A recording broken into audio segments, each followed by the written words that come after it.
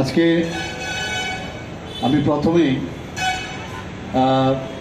আমি বলবো আমি দুঃখিত যে এখানে অনেক বক্তা কিন্তু এখানে ছিল, কিন্তু যেহেতু প্রোগ্রামটা অনেক দেরিতে শুরু হয়েছে, আমার আরেকটা প্রোগ্রাম আজকে যেতে হবে ক্যান্সার ইনস্টিটিউশনে।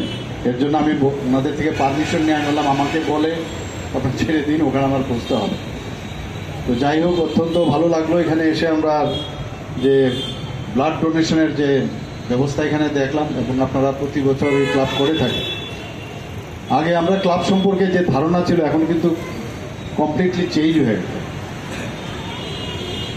ক্লাবের যে কর্মকাণ্ড শুধু দুর্গাপূজা, সরস্বতী পূজা এসবে শুধু সীমাবদ্ধ নয়, বিভিন্ন ফিলান্থ্রপিক ওয়ার্ক ওনারা প্রতি বছরই করে থাকেন, বছরের পর বছর করে থাকেন।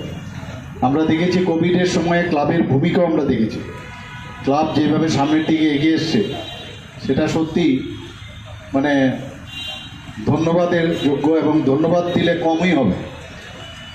মাননীয় প্রধানমন্ত্রীজি যখন আহ্বান করলেন যে যারা ফ্রন্ট রানার, যারা এই কোভিড মোকাবেলার জন্য, বিশেষ করে যারা ডাক্তাররা আছেন, যারা স্বাস্থ্যকর্মীরা আছেন, ইভেন অন্যান্য যারা এই কোভিড মোকাবেলার জন্য আরক্ষা দপ্তর থেকে সবাই সাহায্য করেছেন, সবারকে যে ওনাদেরকে সম্বর্ধনা দেওয়ার যে আহ্বান উনি রেখেছিলেন বিভিন্নভাবে, সেগুলো কিন্তু সমস্ত ক্লাব, সামাজিক সংস্থা তারাও কিন্তু পালন করেছে।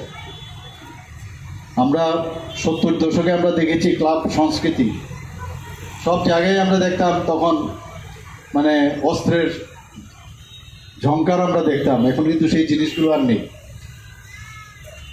এখন যে কোনো ক্লাবে গেলে আগে একটা চিন্তা ভাবনা থাকতো, ওই ক্লাবে যে যাব ওই জায়গায় তো একটা অস্থিরতার পরিবেশ।